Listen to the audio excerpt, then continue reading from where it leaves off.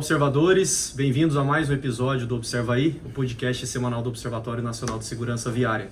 Eu sou Rodrigo Ribeiro, Head de Comunicação e Marketing aqui do Observatório. Eu sou Pedro Borges, Head de Mobilidade Urbana do Observatório. E hoje, com mais um convidado... Quase que eu emendo. Eu sou o Joel. Poderia.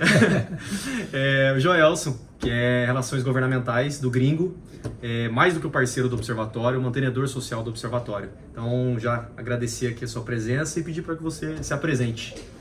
Agradecendo o convite, Pedro, Rodrigo, Paulo, que... O Paulo está aqui. Que poderia estar por ali. A todos que estão nos ouvindo, nos vendo, é uma satisfação estar aqui, cara. Eu sou Joel, sou Relações Governamentais do Gringo.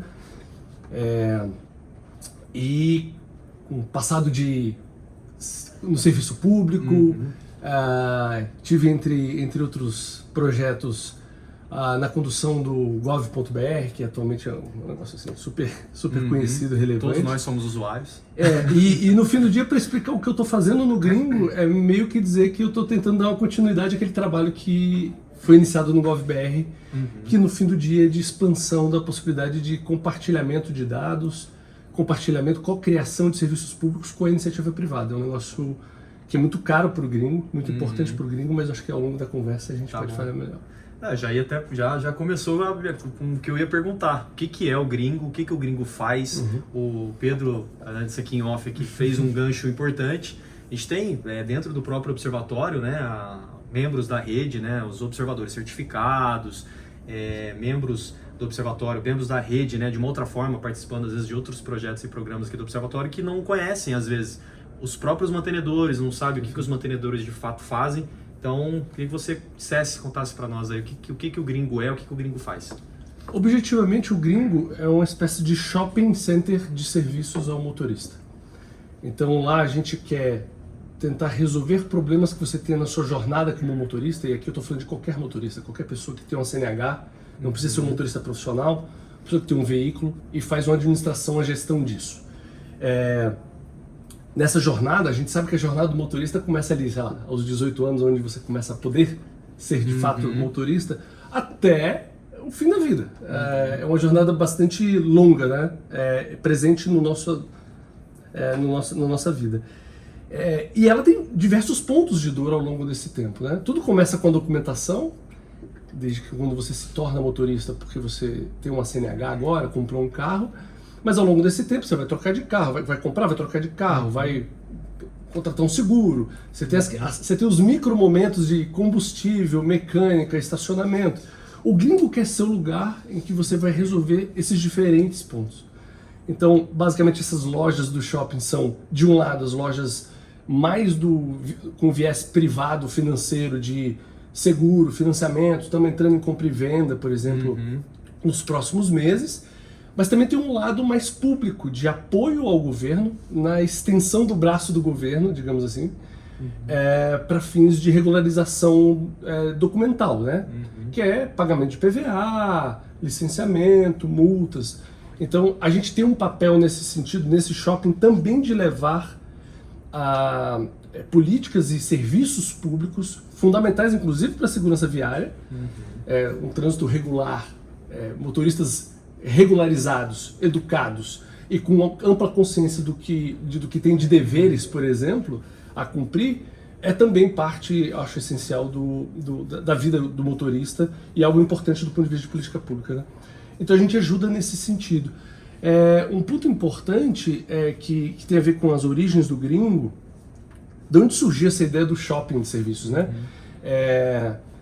acima de tudo, acho que o setor automotivo é um setor de automotivo / trânsito / mobilidade, é um setor que você tem primeiro, ele é muito capilarizado, Então você tem a indústria automotiva, você tem postos, você tem governo essencialmente atuando, você tem, enfim, tem muitos stakeholders, em alguns casos muitos intermediários, inclusive.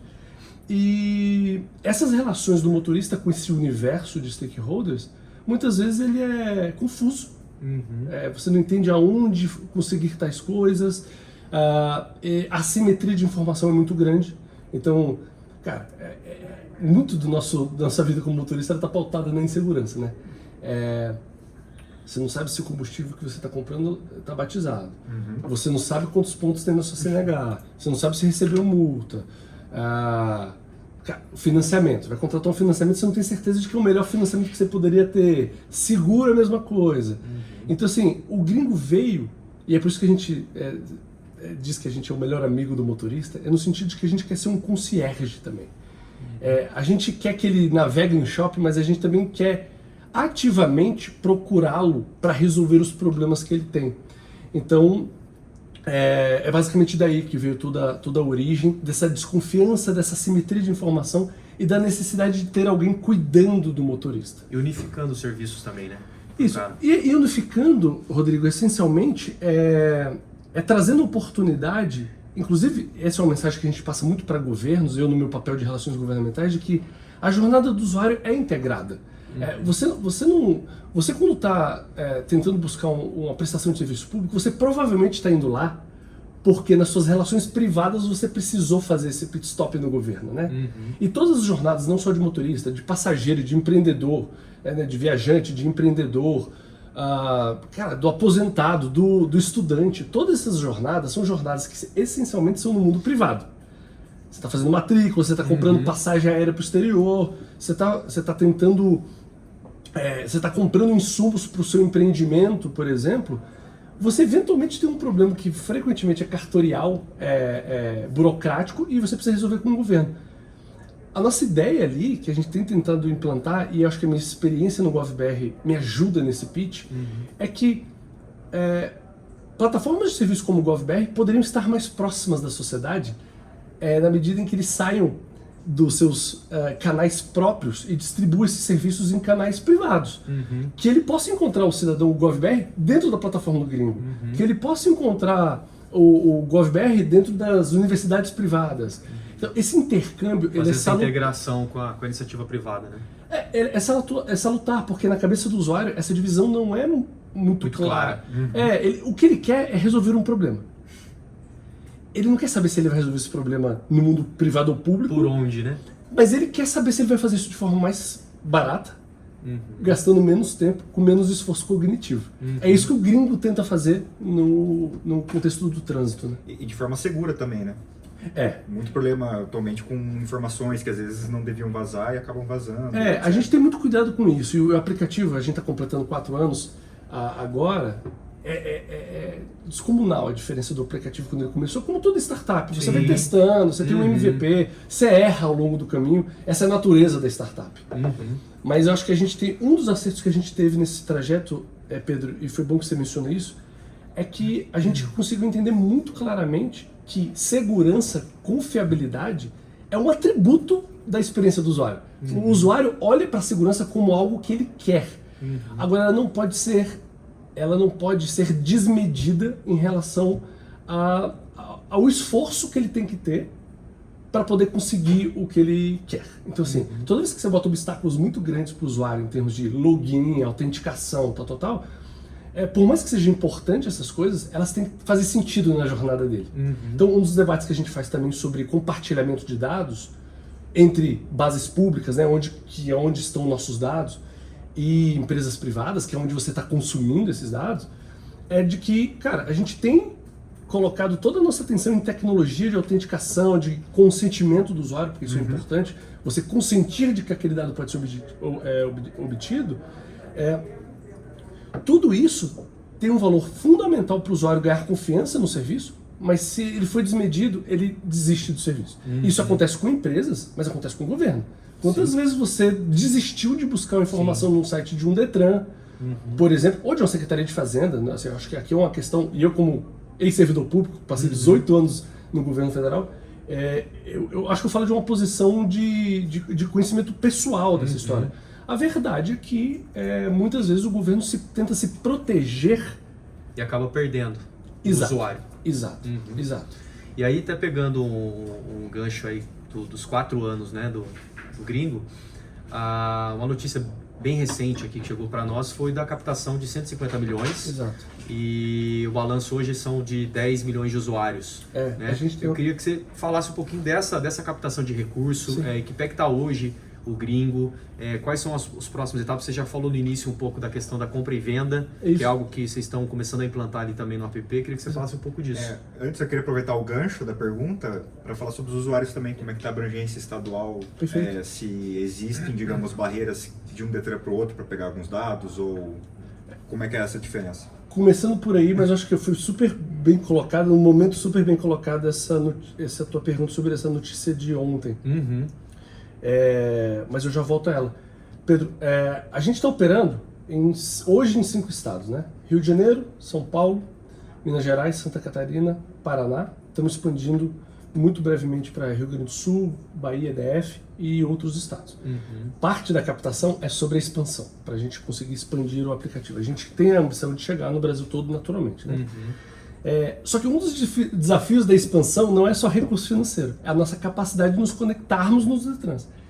E aqui a gente mencionava, antes de começar a gravação, de um episódio recente de uma outra startup que está aqui com vocês também, em que foi mencionada a história de, cara, vários Detrans não têm APIs ou web services que você possa se conectar diretamente. Em alguns casos, Detrans criam uma espécie de mercado exclusivo para despachantes, em que você só pode acessar dados do usuário se você for oficialmente um despachante. Enfim, a gente tem toda sorte de dificuldades tecnológicas nessa expansão quando a gente está lidando com Detrans. Então, um esforço que eu tento fazer do meu lado, e de novo aproveitando a experiência que tive no GovBR, para o gringo a mensagem clara é: quanto mais digital forem os Detrans, melhor para a gente. A gente não quer, longe de querer lutar contra isso, a gente quer impulsionar isso. Então, parte da nossa relação com o governo federal é de cliente pagando ao SERPRO, por exemplo, empresa de TI do governo federal, para acessar essas APIs. Isso a gente quer espelhar em todos os estados. Cara, vocês têm como monetizar a infraestrutura que eu sei que é cara construir, mas ela tem um reuso, ela é muito eficiente porque ela pode ser reusada, né? Reutilizada.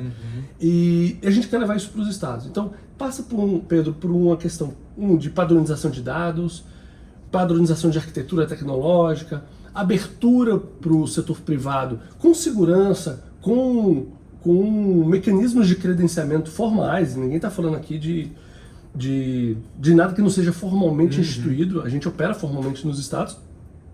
Então, essa agenda tecnológica é algo importante para a gente, mas a verdade é que é muito heterogêneo. Tem Detrans vivendo o século XIX e tem Detrans no Brasil vivendo o século XXI. A gente queria que houvesse mais harmonia normativa e harmonia tecnológica. É isso que a gente tem notado.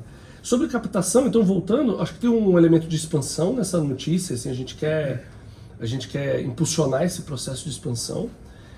A gente quer, acima de tudo, Rodrigo, impulsionar a oferta de novos serviços na plataforma, para que esse shopping seja mais completo. Hoje ele é basicamente voltado para esses serviços mais documentais, como a gente já mencionou, financiamento, seguro, mas a gente quer avançar com mais rapidez no mercado de compra e venda. A gente tem planos de que esse super app, como a gente chama, seria um sinônimo para essa ideia de shopping center, avance em novas verticais de negócio. Então é isso que a gente basicamente está atrás. Para mim, a grande mensagem dessa notícia, eu estou te explicando o que a gente pretende fazer com esses recursos. Mas a grande notícia por trás de tudo isso é: investidores internacionais, inclusive, olham para o gringo e confiam na tese. Apostam, né? Confiam na tese. A tese está correta. O motorista brasileiro, ele sofre na administração das suas questões na condição de motorista. E aqui eu não estou falando só de governo. Ele sofre, como eu falei no início da conversa, para escolher um financiamento que seja adequado a ele, um seguro que seja adequado a ele. Ele tem desconfiança sobre comprar um carro usado e saber que ele tem uma procedência correta. Ele sofre com a questão do combustível que eu mencionei. Então, assim, ele sofre em várias pontas. O gringo quer ser esse lugar em que a gente vai trazer paz mental para ele, para falar assim: cara, pode tomar essa decisão. Você tem alternativas e elas são seguras. Então, acho que foi uma chancela, digamos, desses investidores, no sentido de que a tese faz sentido. E um presentaço aí para os 4 anos, né? Exato.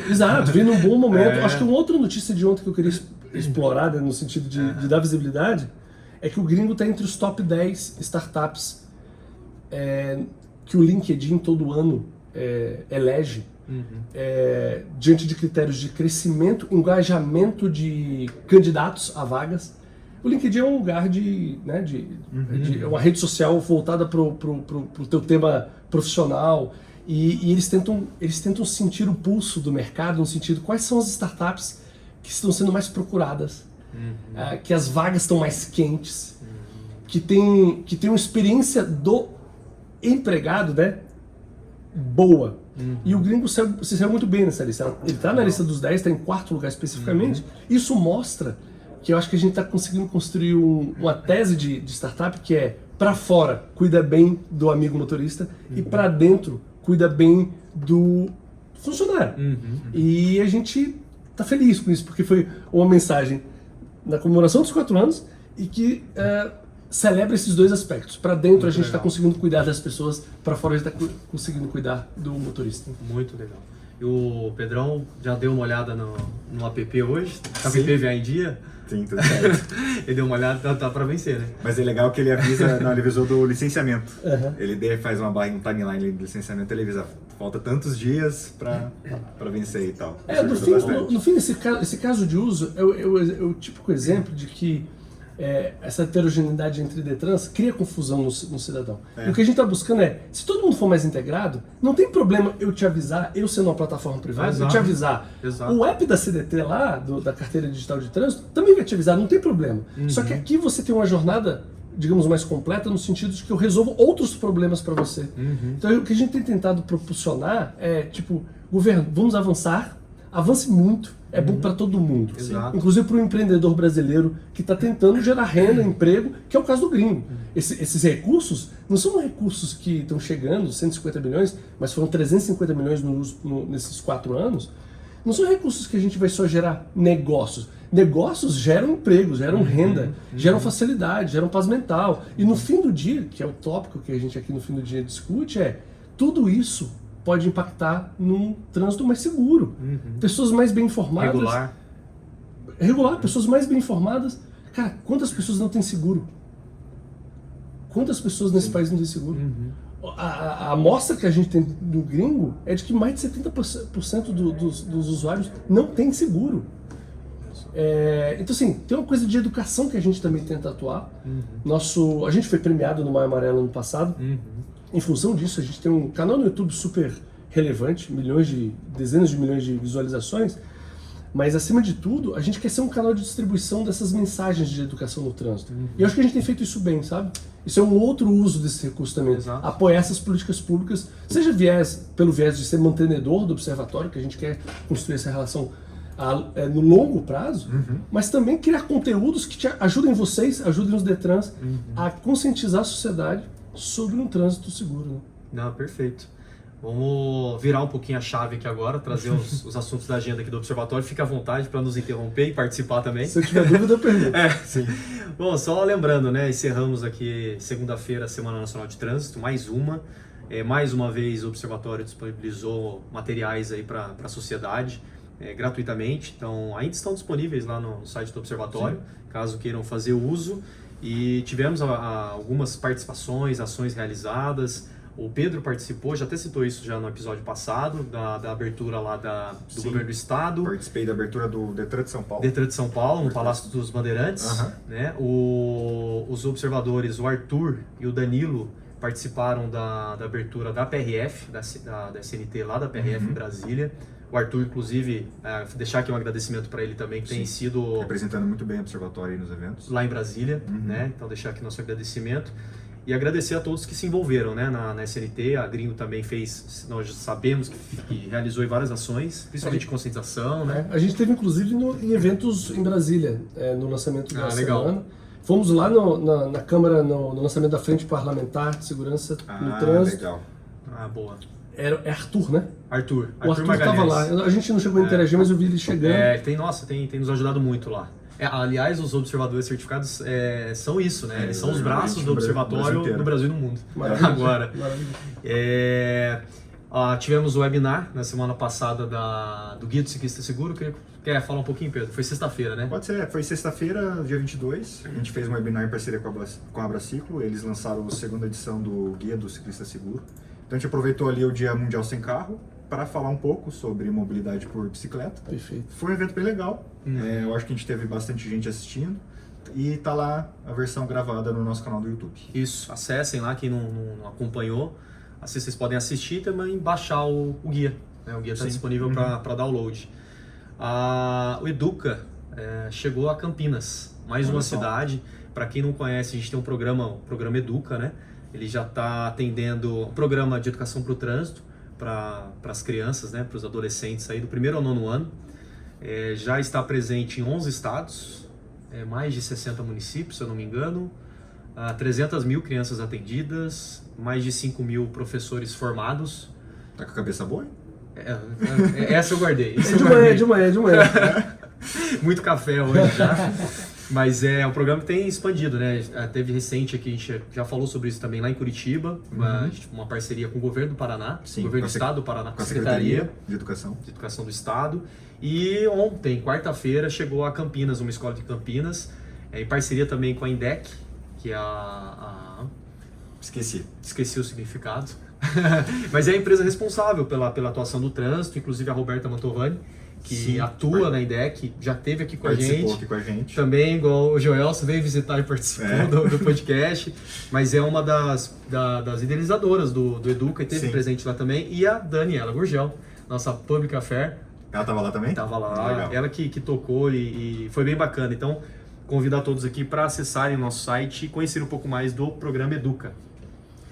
Quer falar da mensagem, Pedro? Não, foi definida pro ano que vem?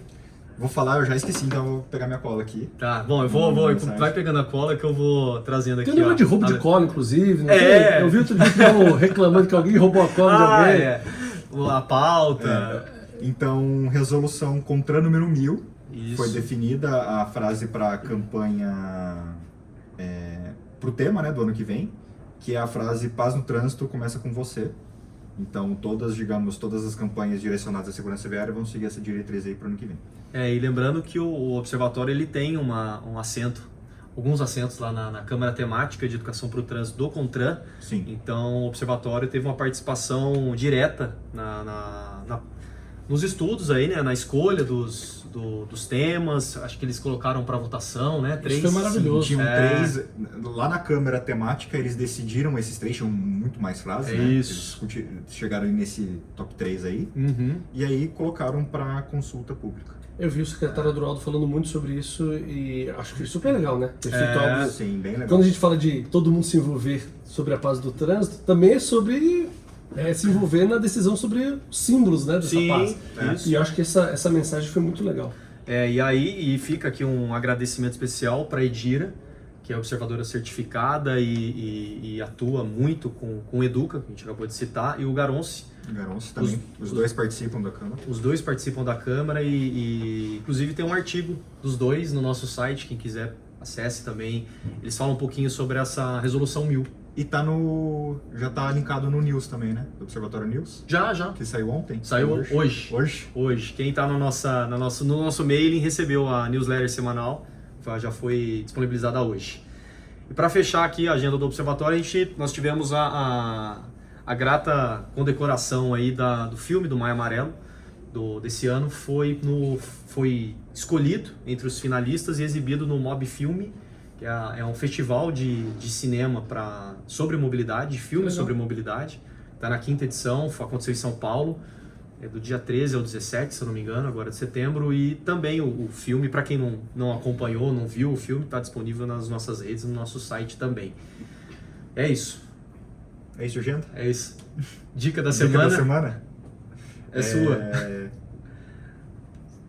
Domingo agora eu tava voltando de Curitiba pela Regis Bittencourt e peguei uma chuva assim, torrencial. E eu queria falar sobre aquaplanagem, então. Porque a drenagem lá da via não tá muito boa, etc. E meu carro acabou pegando bastante aquaplanagem. Então a dica que eu quero deixar é, quando tá chovendo muito e você viu que perdeu um pouquinho da tração ali com o carro, solte o acelerador e tente reduzir a velocidade para que não perca o controle do veículo.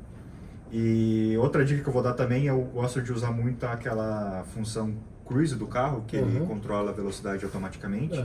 Só que não é nada recomendado nessa situação de chuva, porque o carro ainda tenta alcançar aquela velocidade que está regulada. E aí você acaba perdendo mais ainda a tração, porque a roda fica rodando ali em cima da região que está aquaplanando. Então, essa é bem boa, hein? Deixo essas dicas aí. Dica boa também é quem sentiu inveja aqui do Aí, nosso ó, Fusquinha. aí, ó. Procure o observatório, me procure, que isso aqui deu um charme aqui, hein? E um cheiro. É, um cheiro. O cheiro, e quem não gosta de Fusca não vai pro céu. É verdade. Quem que não gosta de um Fusca, É cara? verdade, Muito legal. antiético. Bom, é isso, é curiosidade. Vou passar. Vai passar? Vou passar. Vai deixar na conta do Paulo. Deixo na conta do Paulo. Tem que trazer 2 curiosidades no próximo. No próximo tem que trazer 2. Na semana passada a gente puxou pra a Tati da A gente não puxou não, ela acabou... Ela acabou falando, né? Aham. Mas fico nessa... O Paulo sempre cobra, né? Sempre tem uma cobrança, né? O Paulo não tá aqui, então fica né, a cobrança aqui para no próximo episódio a gente... Talvez a gente venha com 2 curiosidades ao invés de uma dica e uma curiosidade. Aí a gente pensa e depois a gente traz aqui para vocês. Bom, a gente está chegando ao fim aqui de mais um episódio. Queria agradecer o Joelso pela parceria, pelo tudo que eles fazem em parceria aqui com a gente, pela sua participação aqui também, deixar as suas considerações finais. Cara, só agradecimento. Obrigado pelo convite, obrigado pelas oportunidades que a gente tem com vocês. E aqui fica o compromisso público do Gringo de continuar apoiando essa causa em todos os níveis, federal, estadual, municipal, Brasil e fora do Brasil. Contem com a gente para projetos que vocês considerem que são relevantes e que precisem da gente. A gente vai continuar labutando nessa agenda, sem dúvida.